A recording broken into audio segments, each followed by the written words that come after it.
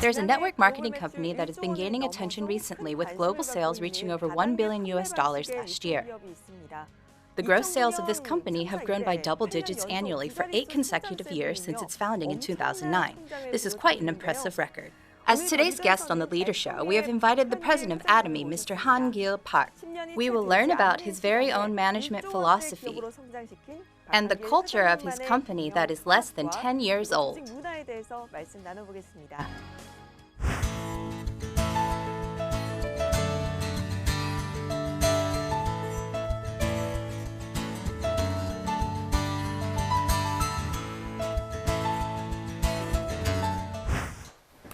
We welcome President Han-gil Park of Atomy to our show. Hello. Hello, it's nice to meet you. I briefly mentioned in the opening that your company has achieved over $1 billion in annual gross sales. So I would assume the company would be fairly well known by now. But I think there are still many people who are not familiar with Atomy. Could you please give us a brief introduction of Atomy? Atomy is a direct selling company that distributes over 200 products, including health supplements, skincare products, cosmetics, and household essentials. Although many people have heard of the company, still, it's not yet widely known. One of the reasons for this is because of our sales through a membership system. Only members are able to purchase and use our quality products at affordable prices, and if members are satisfied with the products, they introduce them to others. Because of this system, if you have not been introduced yet, you may not have heard of Atomy. We have over 3 million registered members in Korea alone, and about 1.5 million members abroad. Our sales last year reached a total of $1.1 billion worldwide. Exceeding the billion-dollar mark in global sales and with a presence in the international market as well, Atomy should be considered by all to be a highly successful company. But there are still some negative perceptions out there towards network marketing companies in general. Is there a specific reason why you chose the network marketing model for your company? Yes. I am very much aware that people do not always have a positive view of network marketing. And at the very beginning, even my wife tried to talk me out of it, asking, "Why network marketing?" However, I had my own strong convictions about the network marketing model. If you look at the fundamental principles of network marketing, it is about acquiring quality products that I need at good prices, and after using those products and seeing the value in them, I would then introduce those products to other people around me. And if those people like the products, they will pass them on yet to other people, resulting in a kind of chain effect of purchasing and introducing. In this way, network marketing has the potential to be a very successful model in the distribution industry, creating many loyal consumer groups. So theoretically, there is no problem with this model. But if network marketing still has a bad reputation, it's because of scams in the past, such as pyramid schemes, which are something completely different from network marketing. Those involved in these illicit activities have deceived many innocent people. And when news of these illegal scams ends up going public, they are often collectively referred to as network marketing sales. Therefore, many people have this negative perception of network marketing since they mistakenly relate it to those illegal pyramid schemes. All network marketing companies are cons. People think network marketing and pyramid schemes are all the same and that they are both fraudulent and deceitful. This is untrue. And this is why the negative image of network marketing companies persists. Another reason for this negative perception is that even though it is perfectly legal, many network marketing companies tend to excessively mark up their products. People think that this is because the price includes the sales allowance paid to the members. In any case, expensive products can be quite a burden on consumers. So some network marketing companies are often reproached for overpricing their products and burdening their members, which is also an influencing factor that's contributed to the negative image of the network marketing industry. But if you simply follow the fundamental principles of network marketing, it can provide a valuable marketing channel for the manufacturers, as well as an effective way for consumers to acquire quality products at good prices. I had confidence that we could create such a healthy distribution channel. So I specifically chose the network marketing model to test out and prove my ideas. Fortunately, those who have used our Atomy products can attest to the product's quality and affordability. Just as I had intended, from the very beginning. I believe this is the reason that Atomy has been able to grow steadily to this day. It sounds like you built the company on the belief that as long as you sell great quality products at affordable prices and keep to the principles of network marketing, you will have high success as a distribution company. After looking at some data, I see that Atomy has grown by double digits every year for the past 8 years since its founding. What would you say is the secret behind such a rapid growth? I don't think there's really any special secret. We are simply staying true to the principles of distribution. Even though it seems like the world is a complicated place, I think the principles that govern it are really fairly simple. I believe that selling high-quality products at good prices is the key to distribution. At Atomy, we therefore begin by selecting absolutely high-quality products. We call this absolute quality. And we sell this quality at a price that no one can match. We call this absolute price. So you can say that the secret is establishing the principle, selling absolutely high-quality products at an absolutely good price, and sticking to this principle to the utmost. As you mentioned, the key to distribution is selling good products at a good price. It seems to me that consumers' trust is the most important factor. Yes, that's right. As you've just mentioned, the secret to Atomy's rapid growth is the consumer's faith in your quality products. And during the company introduction earlier, you also mentioned that Atomy distributes a wide variety of products from household essentials to home goods and even skincare and cosmetics. Among these, if there are any products in particular that have helped lead Atomy to rapid success, could you briefly introduce them? One of the top-selling products at our company right now is HemoHim.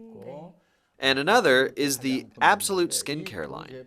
Both of these products were a result of a government-funded research project that was headed by the Korean Atomic Energy Research Institute. The sales of HemoHim exceeded $150 million last year, and the Absolute Skincare line brings in over $100 million in sales every year. These are our two main leading products. In addition, Atomy's toothbrush and toothpaste are also very popular products. Our toothbrushes are said to be sold at a rate of almost one toothbrush per second. We sold about 27 million toothbrushes last year. And as for our toothpaste, we have sold about 100 million tubes of them to date. $150 million a year and over 100 million sold. These are outstanding figures. I actually did some research on Atomy for this show. And one thing that stood out to me was how Atomy focuses on a win-win relationship with its partnering companies. What kind of efforts have you been making to cooperate and grow together with your business partners? We adhere to a principle that we have established since our founding, which is a one product, one partner principle. This principle means that we only partner with one company per product. Thus, our partner company can manufacture products without worrying about who will be buying what they make. And unless our partner is dishonest with us, we would never switch to a different supplier. This allows our supplier to conduct more research and development on their products and invest more in their facilities in the long run. This is an example of how we support our business partners. Moreover, most of our products are supplied by small and medium-sized companies. If the products are of the same quality and price, we prefer those to come from small and medium-sized companies. In most cases, however, these companies have a lack of capital. They are short on money. In order to help relieve some of their financial difficulties, as long as the products we order arrive at our warehouses, we pay them in cash within 1 week of arrival, even before we start to sell those products. We pay cash, not with promissory notes or anything else. Many partner companies have said this payment policy was a big help in operating their businesses. I also say to them, if you have to go to the bank to borrow money, please come talk to Atomy first. Because in the case of borrowing money from a bank, they have to pay interest, and that interest eventually means higher prices for our customers. So, as long as we can afford it, we offer to make advance payments by which the company can use the funds with no interest. This is another example of our win-win efforts. Judging from your comments, it sounds like if a company simply becomes a business partner of Atomy, all will be very well. But I think some people may doubt if such a company as Atomy really exists. I'm not sure if I can ask you this, but could you please give us some real examples of what you have said? Of course I will. There was once a fire at a production line of Serum Foods, one of our partner companies. Although Serum Foods had their facilities insured against fire, they still faced some financial hardships. We provided financial aid in the amount of $1 million to support them in fully restoring their facilities and improving their production lines. 저희가 화재를 당한 적이 있었습니다. 애터미의 지원을 받아서 바로 신축 공사를 시작할 수가 있었고 약 30%의 생산성이 향상된 시설로 마무리할 수가 있었습니다. As a token of their thanks, they increased the volume of each ramen bag by 17% without us even asking them to. As a result, our customers could enjoy more for their money. There is also a company called Colmar B&H. When they first partnered with us, they were a small research company of only about 3 or 4 employees. But now, it has grown enough to be listed in the Kosdaq and has a corporate value estimated to be worth $1 billion. In fact, most of the small and medium-sized companies that have partnered with Atomy have grown by 5 or even 10-fold. Their management indices clearly show that they have become very stable companies, both financially and in size. As an entrepreneur, I regard such an outcome as very meaningful and rewarding. After hearing about these real cases of how companies have experienced success after partnering with Atomy, I have more and more confidence in Atomy's management philosophy.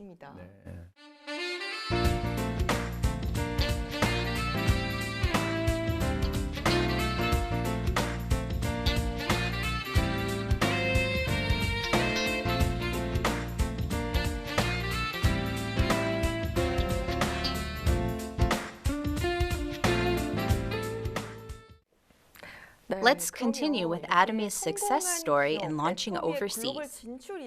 With total sales reaching the $1 billion mark last year, Atomy is said to be very active in branching out in the global market as well. Atomy has expanded into 10 other countries, right? Yes. We have branch offices in 10 countries, including the US, Japan, and Taiwan. And global sales from these locations came to about $200 million last year. This year, we plan to open branches in 3 more countries: Vietnam, Indonesia, and Australia. And we plan to expand into China, India, and Russia by next year. For some of those global branches coming soon, office managers have been recruited and have started working already. They are busy preparing for the new openings. Do you have a goal in mind for your sales and exports? We have consistently been recognized for our outstanding export records. We've been awarded the Export Tower in recognition of $5 million, $10 million, and $30 million of exports, and last year we were awarded the Export Tower for $50 million. This year we're expected to receive the $100 million Export Tower. As of now, our annual sales in Korea are about $1 billion, and in the long run, we expect that our sales overseas will reach about 5 to 10 times that of our domestic sales. So, my heart is filled with anticipation for the future of Atomy's global success. I'm excited that Atomy is expected to be awarded the $100 million Export Tower this year. Atomy will be actively expanding into the global market and continuing to branch out into more and more countries worldwide. Does Atomy have a particular strategy for targeting the global market? Yes. We have something called the GSGS strategy, which is the Global Sourcing Global Sales strategy. We go beyond selling products just made in Korea. If one of our partnering countries has a great product that has high market potential, we will source it. That means that we will purchase that product and not only sell it in Korea, but in all the other countries where we have branches. I suppose you could call this intermediary trade. For example, sandwich seaweed and aroma patches are products that come from Taiwan. We take those products and export them to Singapore and Malaysia. They can be brought into Korea, but these Taiwanese products can also be exported to Singapore and to Malaysia. I see. So that's how you expanded globally. Yes, this GSGS strategy not only helps Taiwan, but people in Singapore and in Malaysia also benefit from enjoying high-quality products at an affordable price. For another example, we purchase pepper that is produced in Cambodia, and we sell it in Korea, as well as in the 10 other countries where Atomy is located. Therefore, from all kinds of products worldwide, we hand-pick and source those that have a competitive edge in quality and price. In other words, we source only products that meet absolute quality, absolute price standards, and we sell those products to other countries. That's why we call it global sourcing, global sales. Our dream is for Atomy to become a worldwide hub of distribution. This is my vision for Atomy.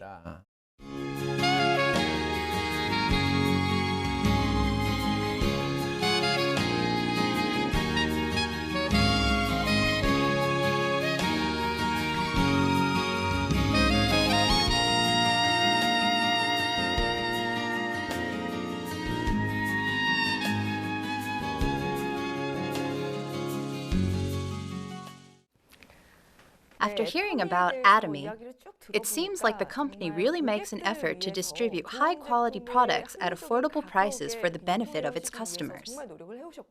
And Atomy is a company that works even harder to grow together with its partnering companies. While researching about Atomy, I came across some unique keywords. Let's take a look at these keywords to learn about Atomy's management philosophy and organizational culture. Could you please tell us about these? Sure. The first key phrase is feeding cows versus feeding babies. I don't really understand what this means. This is what we refer to as the kind of mindset we should have toward our customers. In our company, we have a set of management goals, and the first one is customer success. This means that Atomy does not consider the customers to be a means of success for the company. Rather, the focus is on the customers themselves.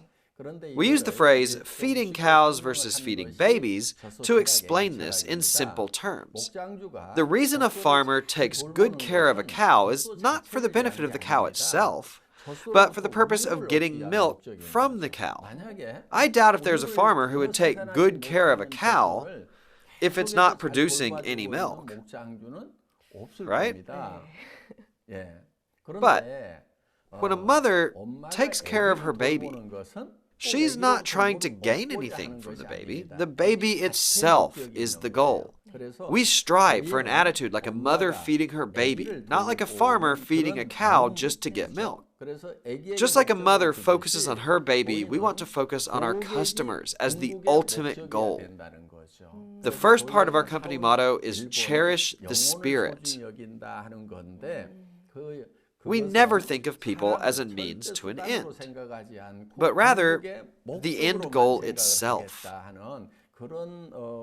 This is the philosophy behind how we run our business. The second key phrase is, getting rid of work is the way to work effectively. How can you get rid of work and work well at the same time? Most companies will tell their employees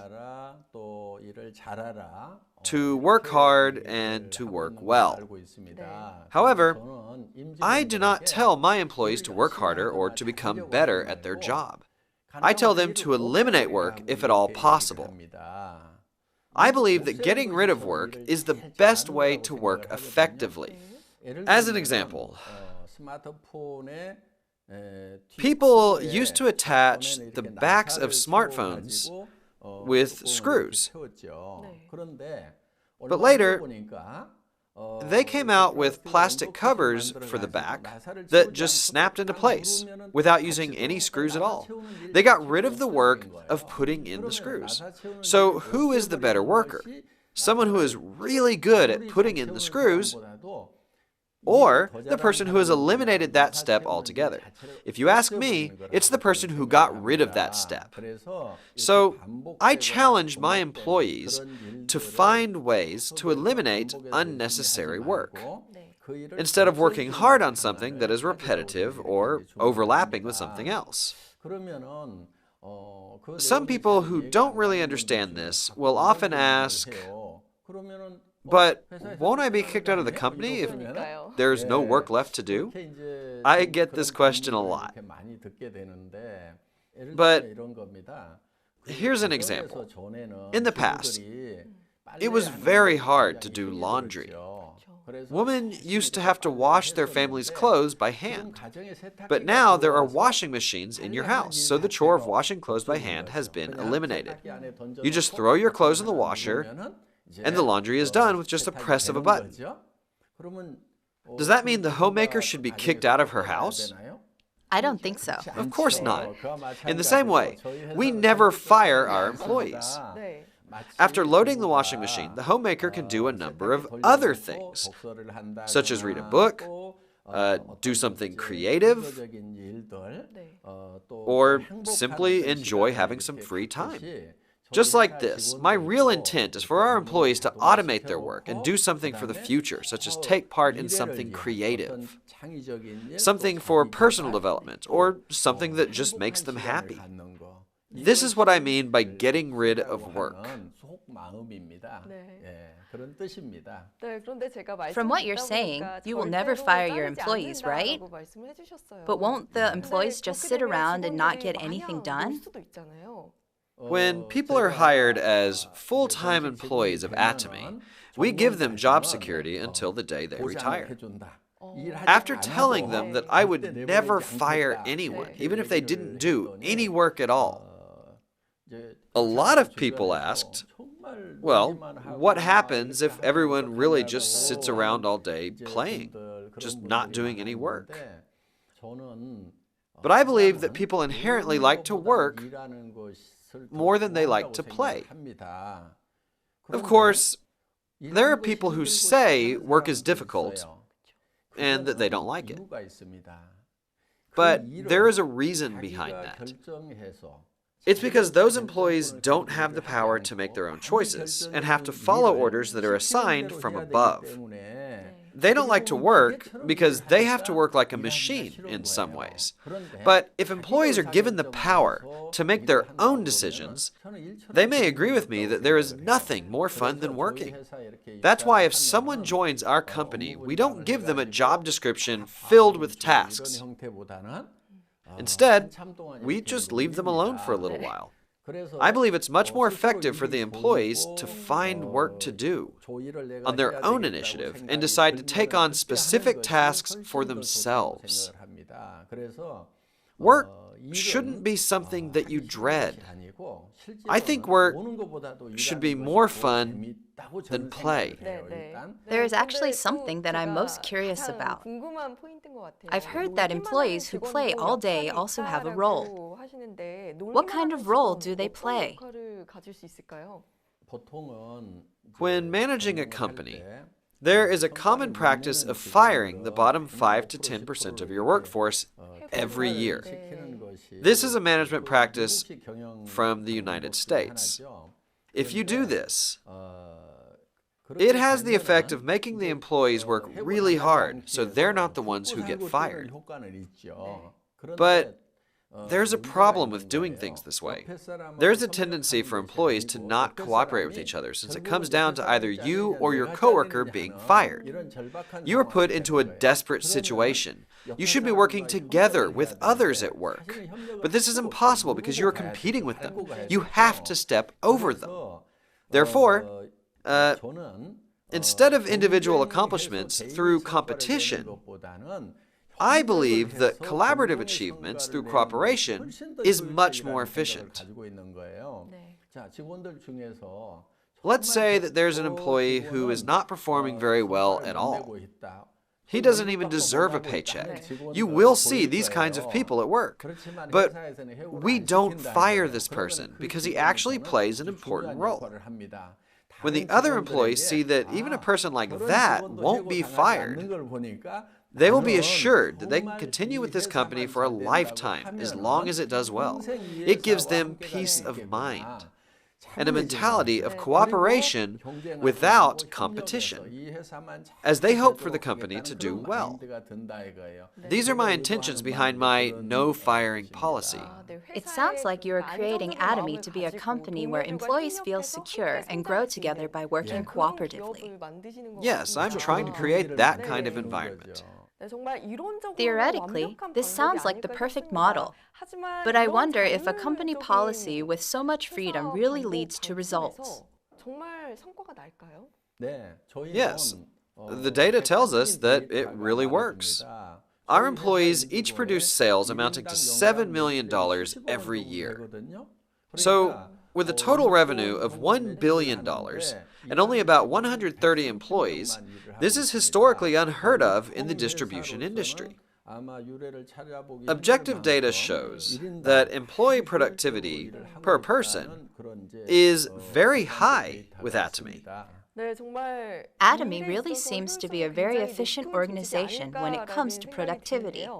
I also came across the phrase assistant manager part while reading about Atomy. May I ask, is this your nickname? Yes, some of our employees call me Assistant Manager Park, as well as Mr. Unconquerable or Mr. Fourth Dimension. As for the Assistant Manager Park nickname, I had worked as a salaried employee for over 10 years. So I'm familiar with the workings of a business. I think they call me that because I'm the president who works like an assistant manager. But I've heard they've recently promoted me to manager. Oh, so now you're Manager Park?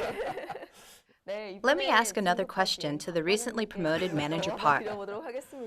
I've heard of a vertical or horizontal organization, but I've never heard of an amoeba organization. What does this mean? In our company, we don't assign or delegate tasks or hold employees to a set of rights, responsibilities, if at all possible.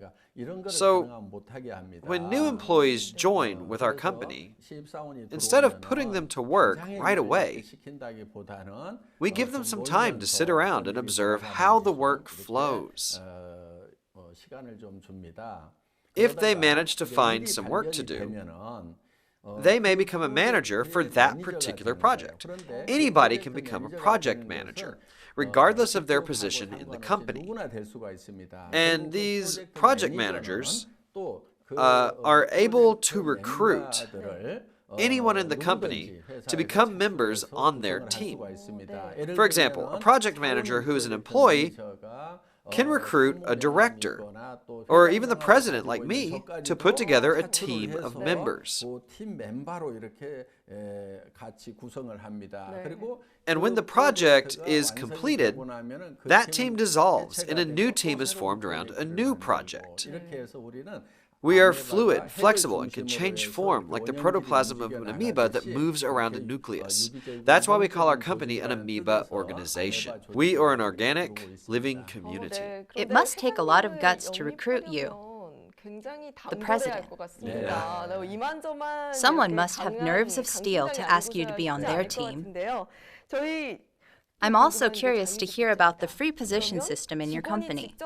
Does that mean your employees can choose their own titles? Yes, that's right. When you join our company, you have the freedom to decide on the position title that gets printed on your business card. So a new employee can become a manager or even the head of a department. Internally, the position names don't really mean anything. The titles are mostly for external purposes. President Park, I also heard that when you work, you put emphasis on a chutzpah mindset. What exactly is a chutzpah mindset? The chutzpah mindset can be found in Israel's education philosophy. It means to be bold and brazen and never stop asking questions. If my employees have any questions while working, I strongly encourage them to be audacious and tenacious and constantly ask questions until they understand. This is the type of mindset that they should have. Employees should not go easy on me just because I'm the president. I have put down my title. So with all titles aside, let's create an atmosphere of working face to face. It is with this purpose that I preach the chutzpah mindset. By doing so, I think the employees can have more influence on different aspects of the company. Yes, the point is not to use power or authority, but to use influence when working. In a horizontal organization, I believe that having a broad range of influence is true impact.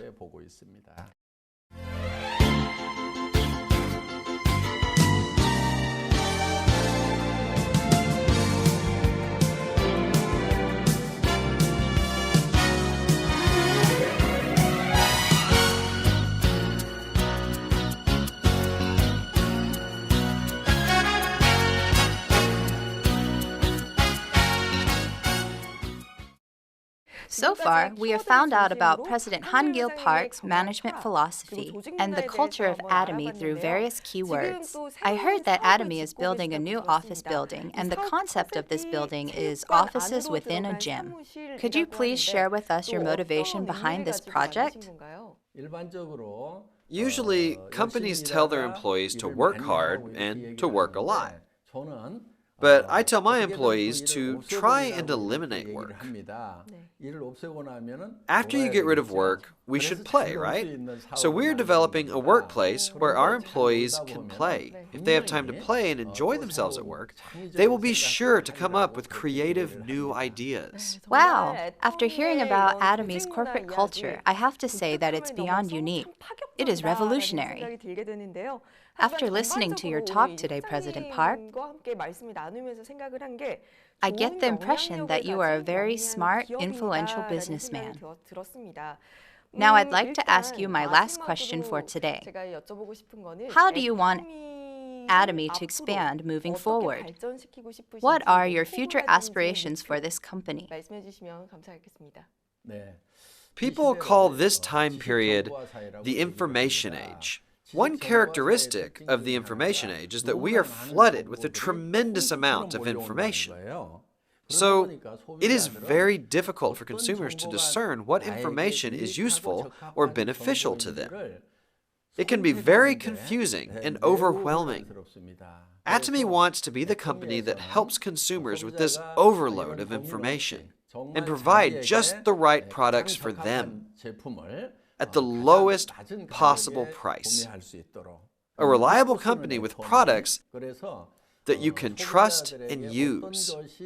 Atomy would select the most relevant and beneficial information for its consumers, acting like a kind of shopping curator. This is how I would describe it.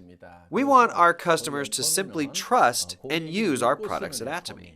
We strive to become the company where consumers can just buy any of our products and know that these are the best products for them, minus the hassle and information overload.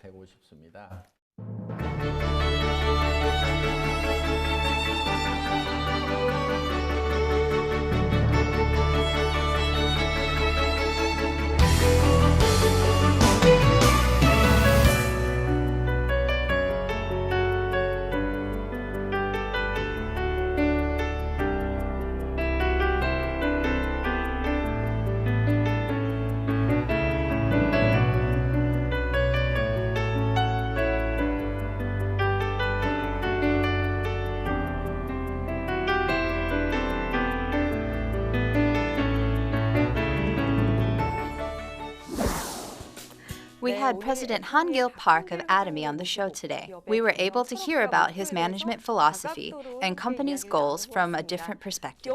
Of course, increasing sales and growing as a global company is important.